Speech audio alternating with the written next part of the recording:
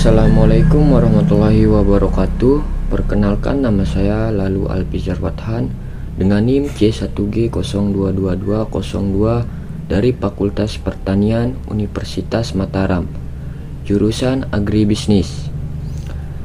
Baik, di video kali ini saya akan menjelaskan isi makalah saya yang berjudul Pancasila sebagai sumber dari segala sumber hukum. Pengertian Pancasila sebagai sumber hukum Indonesia. Pancasila dalam kedudukannya ini sering disebut sebagai dasar filsafat atau dasar falsafah negara atau philosophische Grundlage dari negara, ideologi negara atau Staatsrecht.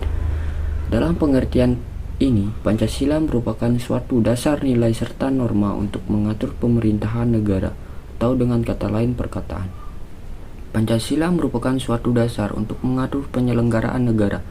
Konsekuensinya, seluruh pelaksanaan dan penyelenggaraan negara, terutama segala peraturan perundang-undangan termasuk proses reformasi dalam segala bidang dewasa ini diderivasikan dari nilai-nilai Pancasila. Pancasila sebagai sumber dari segala hukum atau sebagai sumber tertib hukum Indonesia. Maka setiap produk hukum harus bersumber dan tidak boleh bertentangan dengan Pancasila. Pancasila tercantum dalam ketentuan tertinggi, yaitu pembukaan UUD 1945, kemudian dilamakan atau dijabarkan lebih lanjut dalam pokok-pokok pikiran yang meliputi suasana kebatinan dari UUD 1945 yang pada akhirnya dikonkretisasikan atau dijabarkan dari UUD 1945. serta hukum positif lainnya. Pancasila sebagai dasar filsafat negara, pandangan hidup bangsa, serta ideologi bangsa dan negara bukanlah hanya untuk sebuah rangkaian kata-kata yang indah, namun semua itu harus kita wujudkan dan diaktualisasikan di dalam berbagai bidang dalam kehidupan bermasyarakat, berbangsa, dan bernegara. Jadi, sumber hukum adalah tempat asal atau tempat keluar pengambilan hukum. Menurut Lazim Hamidi 2006, sumber hukum dibedakan menjadi dua, yaitu sumber hukum material dan sumber hukum formal. Sumber hukum material adalah suatu keyakinan atau perasaan hukum individu dan pendapat umum yang menentukan isi hukum. Dengan demikian, keyakinan atau perasaan hukum individu atau selaku anggota masyarakat dan juga pendapat umum yang merupakan faktor-faktor yang dapat mempengaruhi pembentukan hukum. Sedangkan sumber hukum formal adalah bentuk atau kenyataan di mana kita dapat menemukan hukum yang berlaku. Jadi karena bentuknya itulah yang menyebabkan hukum berlaku umum, diketahui dan ditaati. Adapun yang termasuk hukum formal adalah 1. Undang-undang, 2. Kebiasaan atau hukum tak tertulis, 3. Jurisprudensi, 4. Traktat, 5. Doktrin. Setiap hukum di Indonesia yang lahir di Indonesia harus berdasarkan pada Pancasila dengan memuat konsistensi isi mulai dari panjang atas sampai yang paling rendah hierarkinya. Baik, materi kedua, bagaimana Pancasila menjadi sumber dari segala sumber hukum? Untuk menjawab permasalahan ini, diketegahkan teori Hans Kelsen yang banyak mendapat perhatian dari para ahli hukum, teori hierarki norma hukum dan rantai validitas yang membentuk piramida hukum atau stupeng teori. Teori ini dikembangkan oleh Hans Nawiaski, murid dari Hans Kelsen, dengan teorinya teori von Stuttgart der Rechtsordnung.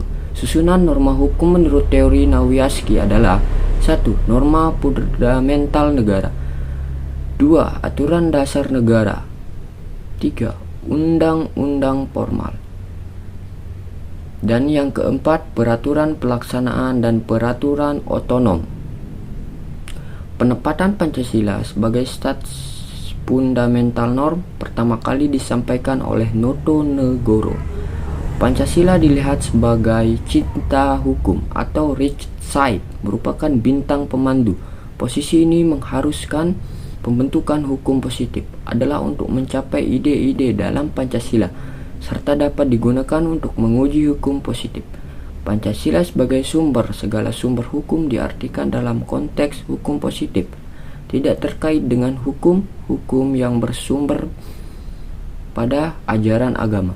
Hukum yang terkait dalam penyelenggaraan negara Republik Indonesia. Pancasila bukan sebagai agama, tetapi nilai-nilai yang terkandung di dalam Pancasila tidak bertentangan dengan agama. Bahkan nilai-nilai yang tercermin dalam Pancasila merupakan bagian dari nilai-nilai yang terkandung dalam nilai-nilai ajaran agama. Dan nilai-nilai inilah yang harus tercermin dalam seluruh perundang-undangan yang menjadi hukum positif. Dalam negara Republik Indonesia, Pancasila dilihat dari teori Hans Kelsen dan Nawiaski diletakkan pada posisi teratas dalam tata urutan atau hierarkis hukum di Indonesia sebagai fundamental norm atau ground norm dalam istilah Hans Kelsen, yang berarti bahwa segala peraturan hukum di bawahnya harus mencerminkan nilai-nilai Pancasila dalam arti bersumberkan pada Pancasila. Secara politis, meletakkan Pancasila sebagai sumber dari segala sumber hukum merupakan agreement politik bangsa Indonesia yang berkehendakan untuk mewujudkan negara kesatuan Republik Indonesia yang berbineka tunggal ika. Frans Magnus Susino menyatakan, Pancasila begitu tinggi dan mutlak nilainya bagi kelestarian bangsa dan negara Indonesia karena merupakan wahana di mana berbagai suku, golongan, agama, kelompok budaya, dan ras dapat hidup dan bekerja sama dalam usaha untuk membangun kehidupan bersama tanpa identitas mereka sendiri.